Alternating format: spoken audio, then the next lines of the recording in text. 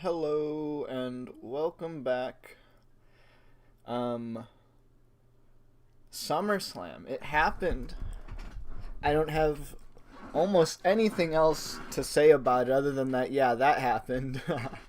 What a pay-per-view it was. We're going to go through all of the matches and then I'll give my general thoughts on what happened. But let's start with the first match of the night. I think I have these in order. I didn't really check. I'm just going off of memory. If they're a little bit out of order, it does not really matter. But starting off with Rhea Ripley versus Liv Morgan. Yeah.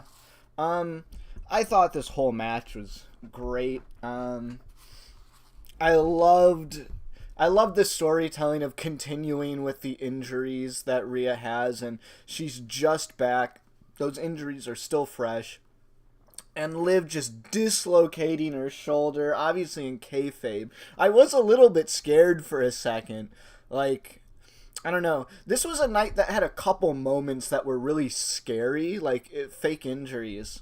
And I know it's wrestling, they're supposed to get injured and all. But at the same time, it's also like, her grabbing her shoulder and screaming, "It's out, it's out, it's out." And then she's walking around holding it, screaming like, oh my god.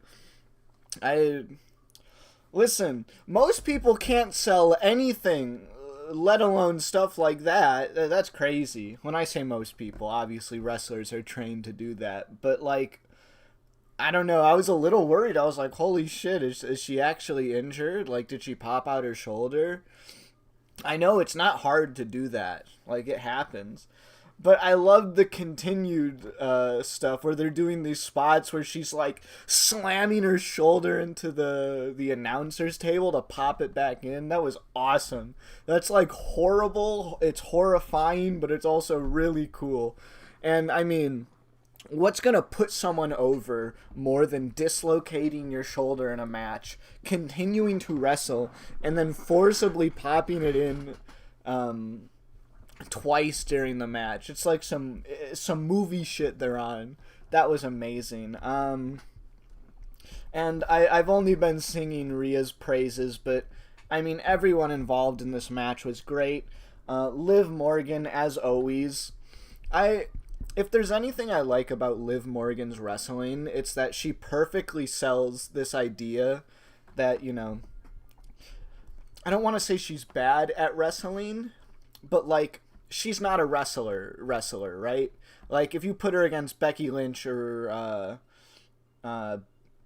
yeah, I said Becky Lynch, sorry. Becky Lynch or Rhea Ripley, obviously she's going to lose. So they make her, it's classic, like, crafty heel. You don't have what it takes to win clean, but the second you find yourself an advantage, you're going to work it. And I think she was great at doing that. I think she was great at selling all the times Rhea kicked out, no matter how much punishment she took.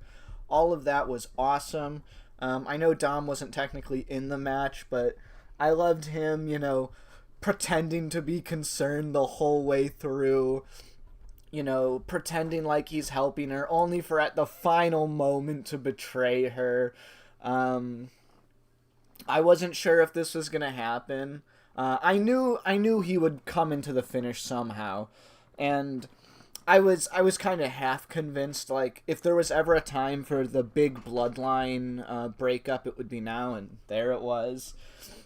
He betrays her, he goes with Liv Morgan, and Rhea Ripley is left in the ring screaming, agonizing, beautiful. The acting was great.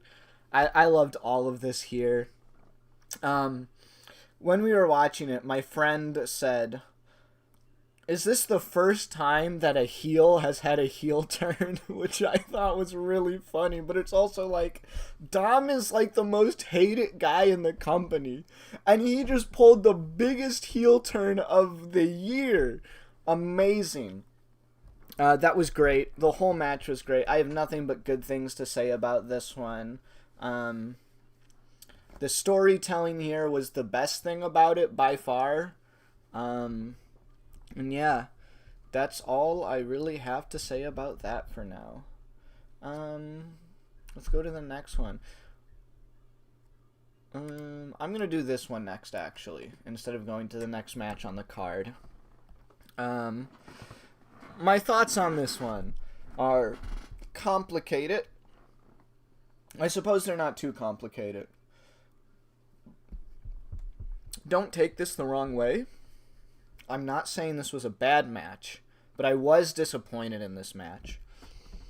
Again, I think the match was great by itself, but I think my issue... Let me move my mouse, sorry about that. I think my issue with it came from how it was built up versus how it turned out.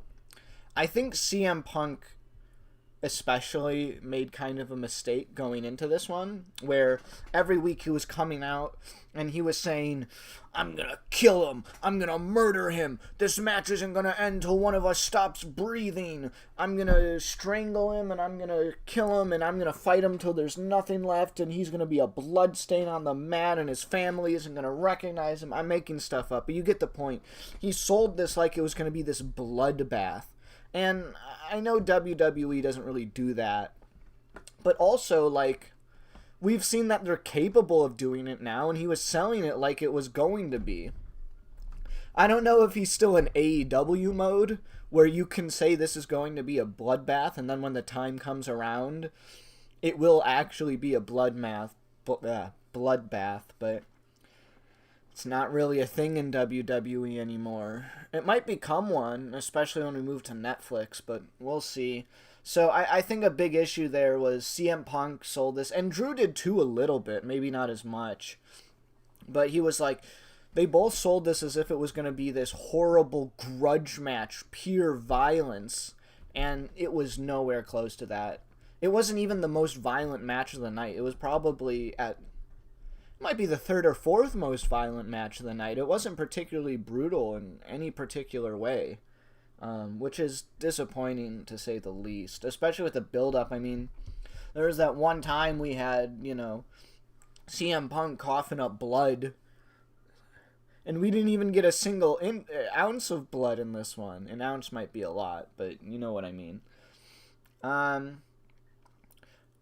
aside, I did actually like the match a lot. I thought, I loved, again, the storytelling was really good.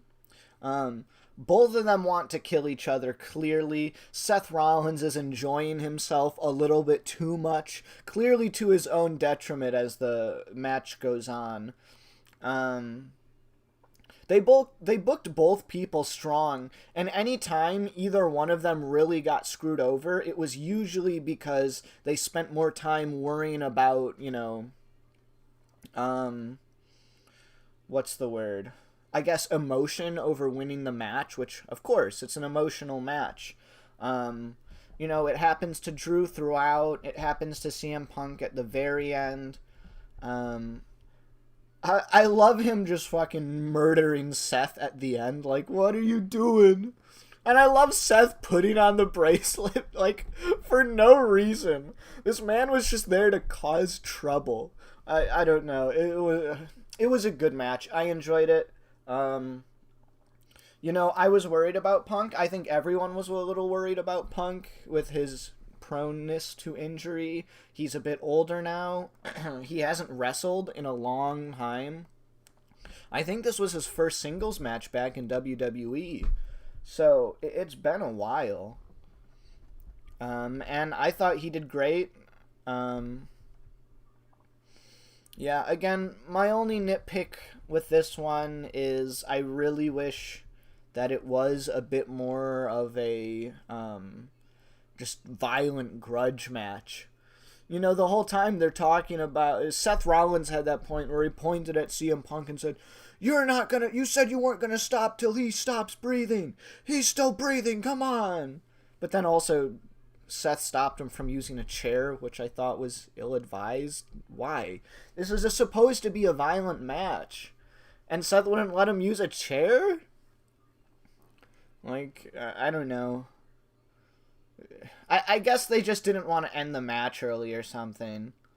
Also, there was a constant chant of get the tables, or we want tables, rather, which never happened. No foreign objects were used in this match. The stairs a little bit, but I don't know. I wish it was a little more brutal. Other than that, I thought it was a good match. I thought the storytelling was great. I think it's good that Drew won. I think he needed a win. And I'd love to see where things go from here.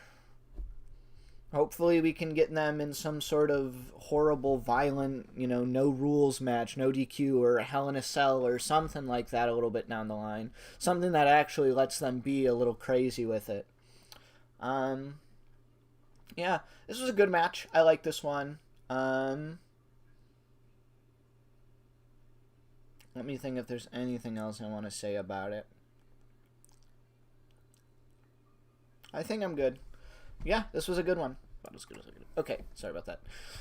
On to our next match. Sami Zayn versus Bron Breakker. I said this after I did my predictions and I was talking to my friends. I said, I have a feeling most of my predictions are right, and I have a feeling most of my predictions are going to be heartbreaking because I predicted almost everyone I wanted to win to lose. This was kind of a quick match. I mean, it's really surprising because Sami is so good at putting on long, brutal matches, but I guess that's not really Bron's strength. Bron is, I don't want to call him a Goldberg, but because he's not. He's obviously extremely talented at wrestling, but more so, I mean, like, he's most effective when you see these just brutal, violent matches where he kills his opponent, and usually those types of matches are quicker, right? Not necessarily a squash match or anything like that, but this one was definitely on the quicker side, or at least it felt that way. I don't have the times for how long each match went on, but it was like Bron killed him, man. I don't even remember too much of this match. It was like it was over in a flash. What really can be said? I do think this was the right move, as much as I hate to see Sami lose his title. And afterwards on Raw, Bron gave an amazing promo talking about how this is his title now. Sami's got a rematch, but I think Bron's going to keep it, and I think for good reason. He's shown himself to be really good. He's great at promos. He's great in the ring. And good on him. I hope he does well with it. I hate to say, he deserves it even though he's only been here. I mean, again, he's been in WWE as a whole for only 3 years, and on Raw for 5 months, 6 months?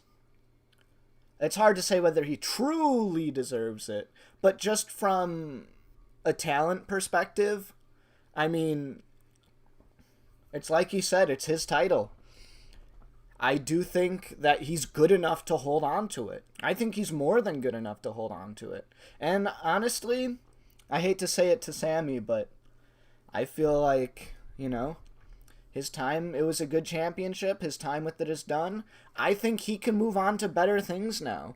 I mean, he beat Gunther and, well, we don't want to get into spoilers, but I think he's a contender for higher championships now. And good for him. He's been working here 1 billion years. He should be in the main event scene. He's Sami Zayn. Gotta be one of the most loved guys in the WWE at this point. But yeah, I thought this was a good match. Bron, as always, is insane in the ring. Sami, when he got his spots in, I loved it. I was cheering the whole way through for Sami. And, when he would grab the match back and just, hit an exploder or a blue thunder bomb, it's always a pop from me. I love Sami. I love his moveset. I love how well...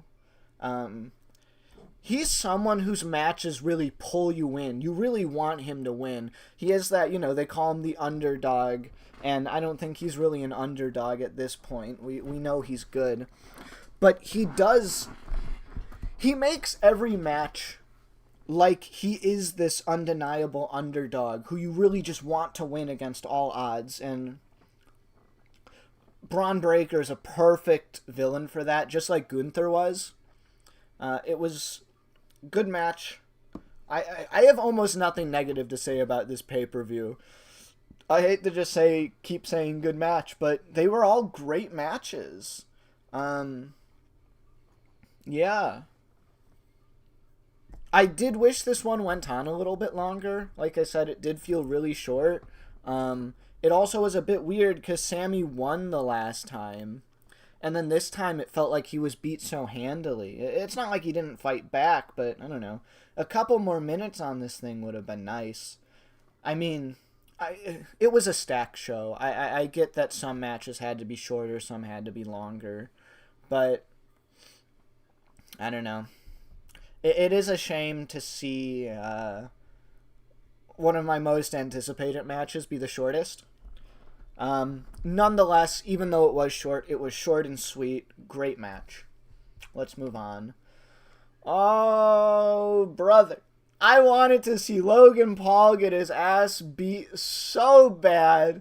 I hate this guy. And listen, I've said it before, I'll say it again.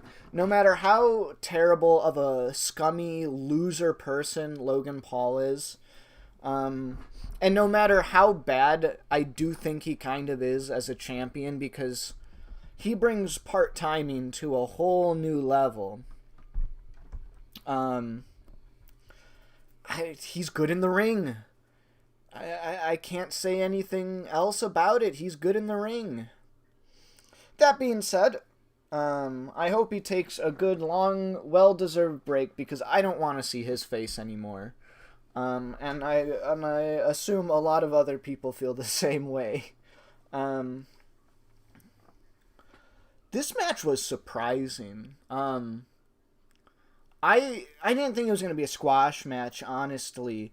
But, like, Logan really put up a fight. And I mean, like, a clean fight, too. Obviously, he did some underhanded heel stuff, poking the eyes, stuff like that. But for the most part, it was a pretty straight match. And for the most part, it was pretty even the whole way through. Both of them got in their heat for sure.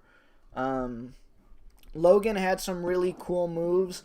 LA Knight was terrifying.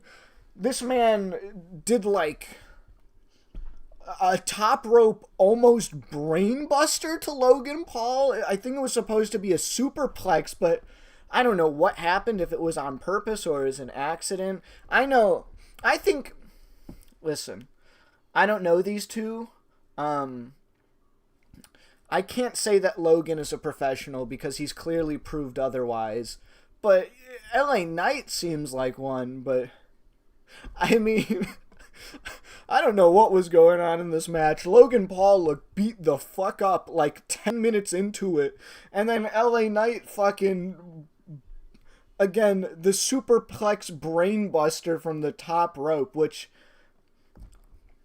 I've been giving, my kudos to Logan Paul for the crazy athletic shit he does. But LA Knight's crazy, dude. He does shit that I had no idea he could do. And he's a big guy. I mean, I know it's a simple thing, but him hopping from the ring to the top rope, that was a little crazy. I mean, you rarely see stuff like that. I mean, that's not true. I don't know. It was impressive. The whole match was impressive.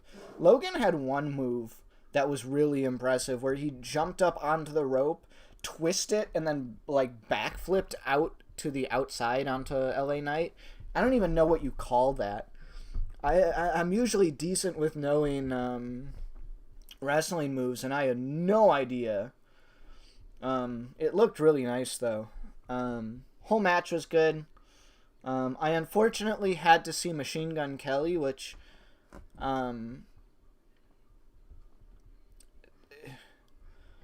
that has to bring the score down by at least a couple stars, That could turn a 5-star match into a 2-star match. I'm just joking. The ending was a little crazy, where Logan Paul hits LA Knight in the face with the brass knucks, and then LA Knight kills him, and it's like, oh, okay. I mean, it wasn't like, it wasn't Logan's, like, big punch with the brass knuckles, but he still got hit, and then LA Knight put him away. Good for him. All I have to say about this one, this was a long time coming for LA Knight. He's deserved some gold, and it was a long time coming for Logan Paul to lose this title. I want to see this title more. I'm not going to lie.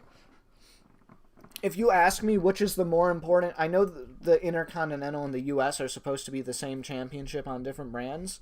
If you asked me if one was more important than the other, zero hesitation, Intercontinental. Because Logan's never there. He doesn't defend it. He doesn't even wrestle with it. He does nothing with it. I really don't think it's tenable to put the championship on him. You know, it's one thing when you have, like, Roman Reigns, who is one of the most beloved and important wrestlers of all time by now, who, sure, he doesn't defend it very often, but we know he's got the stuff. Logan Paul's new to this. You know what I mean? Also, Roman Reigns has leukemia that he's fighting through. Of course he's going to be part-time. It really just makes it feel like it's an unimportant championship, and I think LA Knight is going to change that. He's a full-time guy. He's a great wrestler. I think he puts on good matches. He's a great talker. I feel like we're going to see it more.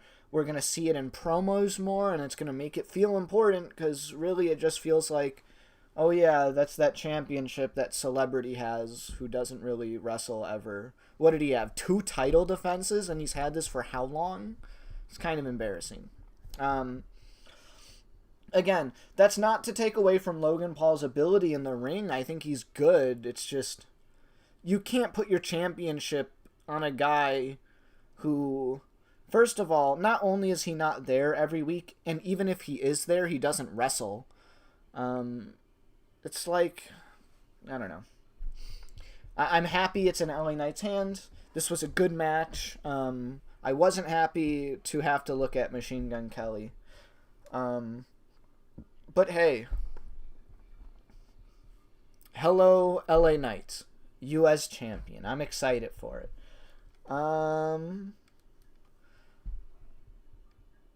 Yeah, I think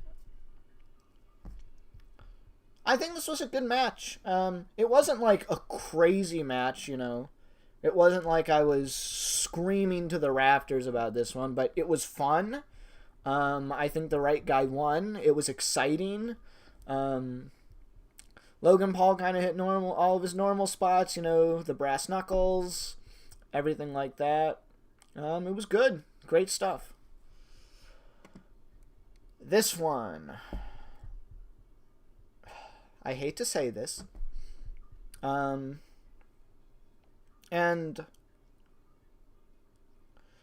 I don't know. I guess I'm just going to toss it out there. I wasn't super into this one. I didn't think it was a bad match, and I like both of the wrestlers involved. How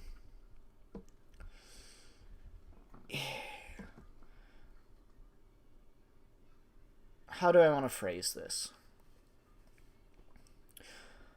In my opinion, I shouldn't say in my tastes, I like matches with big stories, right? I like the heat going in.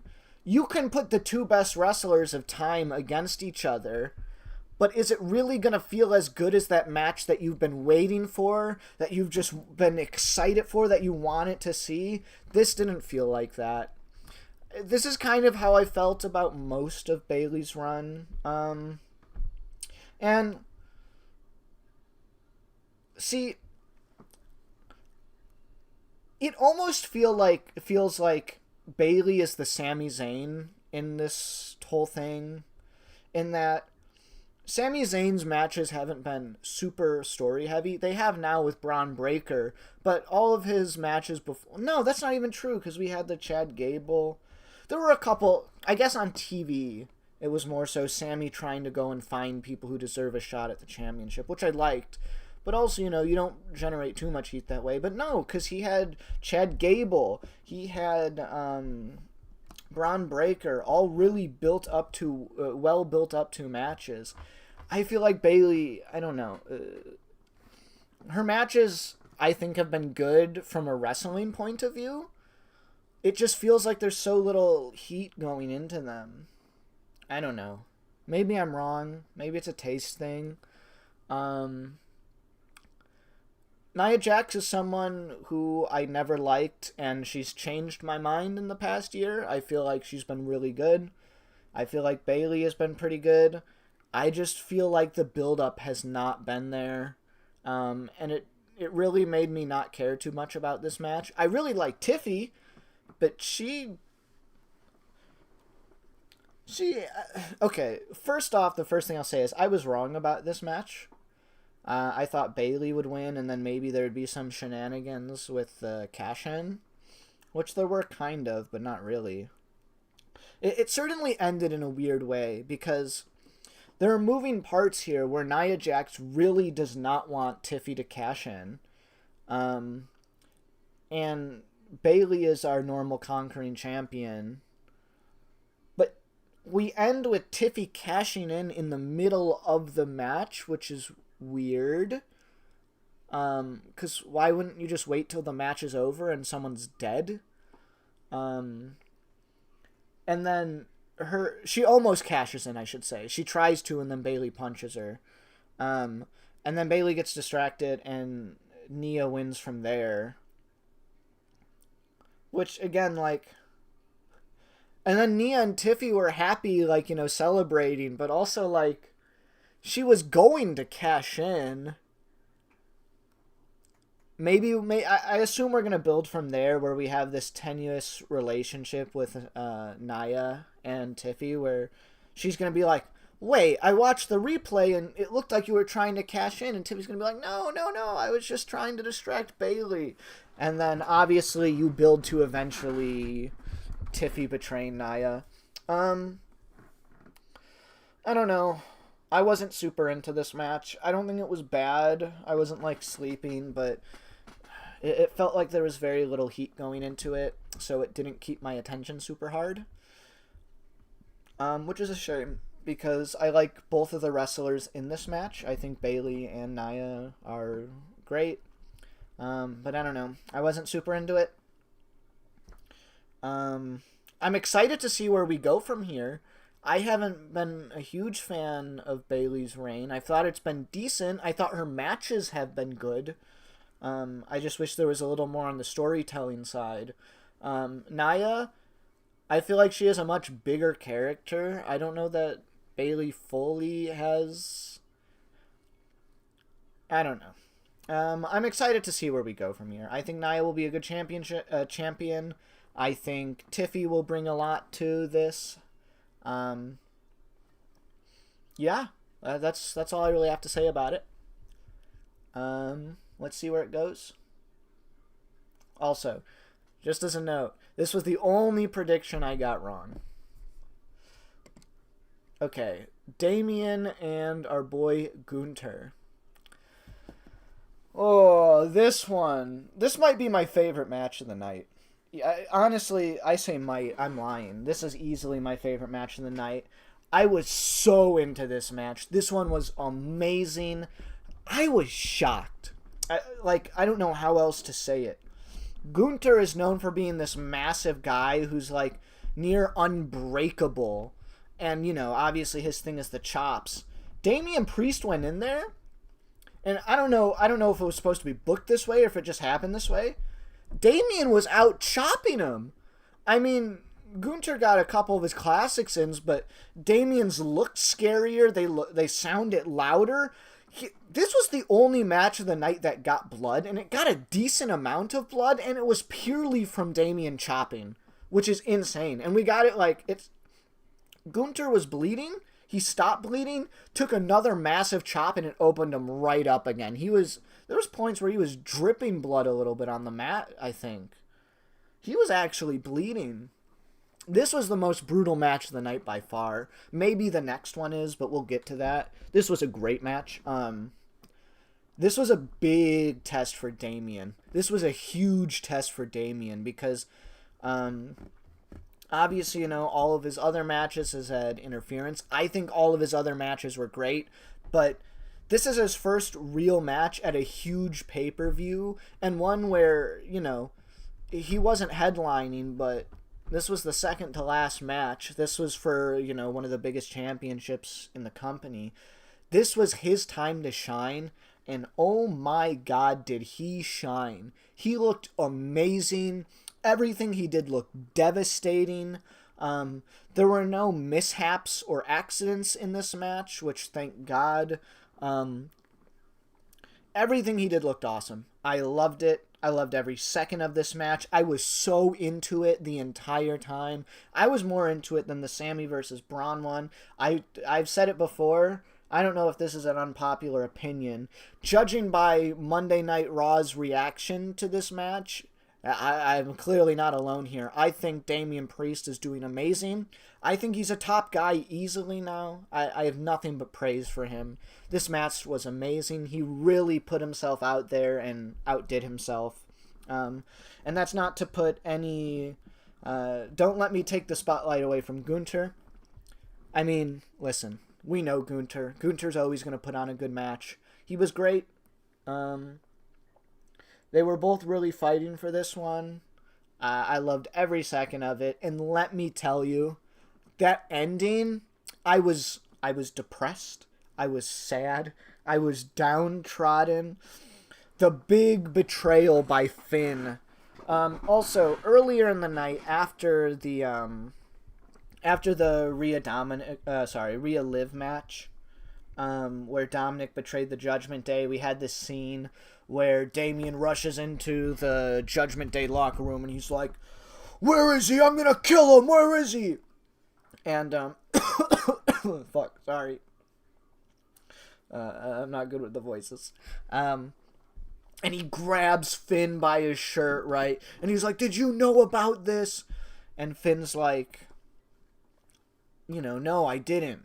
And then, you know, he's holding him by the shirt and he lets him go, and he realizes he got angry and insulted Finn, and Finn's all upset, and he's like, thanks for the trust, man." And then Damian tries to stop him on his way. I was like, "Finn, wait!" And then later we get this apology where, you know, Damian's like, "Hey man, I'm sorry. I shouldn't have done that, you know. I was just so angry. You know, we'll always be brothers. You're my family," all this. And Finn's like, "Hey, don't worry about it, man." And I sat there and I was like, he's gonna fucking betray him. He's gonna kill him later. I know it. And I was just sitting there waiting and waiting and waiting on the edge of my seat like, he's gonna do it. He's gonna do it. And then Damian actually pulls off the win and we're like, oh my God, he's gonna win. And then Finn ruins it. Amazing storytelling. What an unbelievable match. So good. And Finn, oh, you wanted to kill him. And listen, once again, the storytelling has been so good. When Gunther gets Damian in the chokehold after Finn screws him over, and you're like, oh, it's over. But no, you're wrong. Damian breaks free of the sleeper hold. He's still got it in him. You're like, oh my God, it's not over. And what does he do? He immediately jumps at Finn and grabs Finn, giving Gunther the chance to grab him, put him in the sleeper hold once more, and knock him out. Also, the scene where Damian's standing and looking at the replay on the TVs in the arena. It's perfect. What a good match. I don't know what else I can say, man. This was my favorite match of the night by far. I think it was the best match of the night. It was amazing. Hats off to both these guys. I think Gunther will be a great champion. I think Damian has so much to work with now, even without the belt on him. This, beautiful. All I can say is beautiful. This was a great, great match, and I can't wait to see more of the Judgment Day, more of Gunther, more of all of it. Final match of the night. Cody versus Solo. I've said it once, I'll say it again, and I'll say it a third time even. I've really liked this new bloodline. I really like Solo. I think This was just like Damian had his big test on SummerSlam. I think this was Solo's big test. I think he needed to show that he is more than just, an imitation Roman, that he's more than just, this heel who only can win by cheating. And I think he's got one of the best opponents to show it against. And there were parts of the match. It was slow at times, but I don't think necessarily that was a terrible thing. I think it gave sort of credence to... It gave character to how Solo wrestles, which is something I think he really needed, because he's not an enforcer anymore. And if we just have these quick, brutal matches with him where his style is just beat up your opponent, I don't think that's going to work out for him, because eventually he's going to get outclassed by someone like Cody, who has the wherewithal. What he showed instead was something I really liked. Oh, I actually wanted to mention this about the Sami Zayn match. Sami Zayn felt like that tactical mastermind again in his match, which I loved. And I go back to that point because I wanted to say Solo kind of felt like that. It felt like Solo has been hitting the tapes. He knew how to counter a lot of Cody's moves. When Cody would go to his standard stuff that he always lays in, Solo knew it and he countered it. I loved that. That was great storytelling. They were kind of putting over on commentary like, oh, Solo is over cocky here. And yeah, he was. But I think it was interesting because it wasn't just your typical heel, I'm going to win because of course I am. It felt like he thought he was going to win because he had prepared. He felt cocky because he had a plan. It felt like he knew how to fight against Cody. It felt like he knew Cody's strengths and weaknesses. He ran most of this match without any cheating or interference, just straight up wrestling. And it wasn't like Cody was bashing him during those times. It was pretty even. I wouldn't even say that.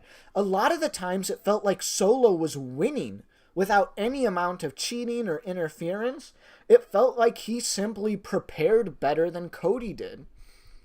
Cody didn't have answers for Solo's moves, but Solo had answers for Cody's. I love that. It gives dimension to Solo's character. It makes him seem like, again, he's more than just this knockoff replacement interim leader of the bloodline while Roman's out. And I think that's exactly what he needed. Like I said, this was a big test for him, and I felt like he pulled it off perfectly. This is a different Solo than we're used to, and that's great. We need more of that going forward. Eventually, however, things get rough and tumble. Things are looking bad. We, of course, get interference by the bloodline. First, Tama Tonga and Tonga Loa. Tonga Loa is still in this ridiculous eye patch. I don't know if he's actually injured and he actually needs it, but it's so cartoonishly big and villain coded. It's ridiculous. I kind of love it. They didn't have much of an effect. They run in, and then Kevin Owens runs in, and then Randy Orton runs in. I kind of died laughing because, Kevin Owens and Cody Rhodes are just getting the shit beaten out of them. And then Randy's music hits, and he's kind of playing to the crowd a little bit. He's like doing a jog, and I was laughing so hard. It's like, hurry up, man, put in some hustle. Your friends are getting killed. I thought that was great. Kevin Owens and Randy Orton, they chase off Tama Tonga, Tonga Loa. The match goes back to normal. More wrestling. We get Jacob Fatu, and what can I say about Jacob Fatu? He's a star. I really don't know what to say about him other than that. This guy's a future champion. He's amazing. He's horrifying. The thing he's doing where he's always praying is terrifying. He's a monster, and he's more athletic than half of the guys who are half of his size. He's crazy. He comes in, and we get scary moment number 2 where he puts Cody on the announcer's table, climbs to the top of the ring, like the 3rd rope, all the way up, and fucking kills Cody. And in the process, he immediately grabs his leg and starts screaming. He then tries to get up to attack Cody and, like, falls over and is grabbing his leg, and he's like, me and the person I was watching this with, we genuinely thought he was injured. It looked like he hit that table bad, like right on his thigh where you don't want to hit something. He was selling it so well. And then you find out the next day he was seen in a leg brace thingy, which is like, no, they can't take him away from me. Just when things were starting to get good. But no, apparently it was all planned, and hats off to him for, putting on the leg brace afterwards. I love that kind of thing. And then he's out of the match, and then it's Solo versus Cody. And once again, Solo's not doing so bad. It looked like he could have won this. And then, who else but Roman Reigns walks out, slowly walks to the ring, kills Solo, and leaves. He gives Cody a good look before he leaves and a nod. And Cody seems like, what is going on? What's happening? To which, of course, he finishes off Solo and wins the match. And Solo is just screaming afterwards. Screaming. Beautiful. This is what we need. This is... The best bloodline is when there are emotions involved, right? I mean, we all remember the honorary Uce stuff. When that's the height of the bloodline. This is... You can feel the emotion in Solo. You can feel that he cared about this match. The match was planned as though he genuinely wanted to win this, to prove himself. Because, the fans shout, "We want Roman," every time he walks out. And he always sells it a little bit. And here you can tell it gets to him. You can tell that he didn't just walk in here expecting to win. He walked in here planning to win. He planned out every little thing. He didn't send out the entire bloodline at once, which was clever because he knew that Cody Rhodes was going to have some friends to intercede on his part. So he had multiple interferences. Planned out at separate occasions, which was good planning. He feels like he's been building himself up as this mob boss character, right? This guy who, he's not the enforcer anymore. He's the guy behind the scenes who points his finger and stuff happens. And that's what this match felt like. It felt like he planned for this. It felt like he trained for this. It felt like he knew almost every single thing that could have happened. And the one thing he didn't plan for, the single thing, is the thing that got him. And he felt it. He felt those emotions. And that is gorgeous. And now, I feel more so than ever, Solo has a story. And it's almost a babyface story. Because if I was him, this is what I would be thinking right now, right? I followed you through everything. I was your enforcer. When you were too tired, when you were beat, I was the one who you had come out to help you. I was the one who did your dirty work. If there was something you told me to do, I did it. Hell, I beat John Cena for you. I destroyed John Cena for you. I did things that I didn't want to do because you told me to. I was loyal to the end. I followed you through thick and thin. No matter how hard it got for me, no matter how many beatings you made me take, I took them. I was always loyal to the bloodline. No matter how bad things got for me, for the rest of us, I was there. And then, when things finally go wrong just one time, you left. You abandoned us. And I was the only one left. I was the only one who was still dedicated to the bloodline. You were weak and you abandoned us and you left me all on my own to pick up the pieces. And I did. I built a new bloodline. I rebuilt it from the ground up. I got rid of the weakness that you brought so that there would be nothing else like that anymore. No one who second-guessed their place in the bloodline. Build straight through that. And then you say, right when we were back on track, right when I was about to make the bloodline, bring it back to its former glory, you ruined it because of your ego. You don't care about the bloodline. You abandoned us, and if you wanted what was best for the bloodline, then you would have let us got that championship. And if you had problems with me, you would have took it up with me afterwards. But you didn't. You made sure Cody kept that title. You made sure the bloodline lost. And just because of that, you're now my number one target. If you thought facing Cody Rhodes was hard, just wait. And you're set. You're golden. What more can you ask for? It's perfect.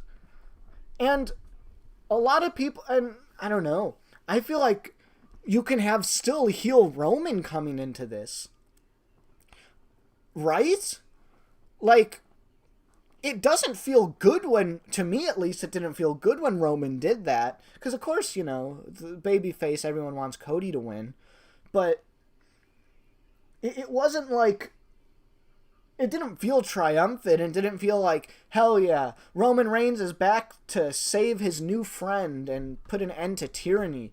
It felt personal. It felt like Roman Reigns was there because his ego was hurt.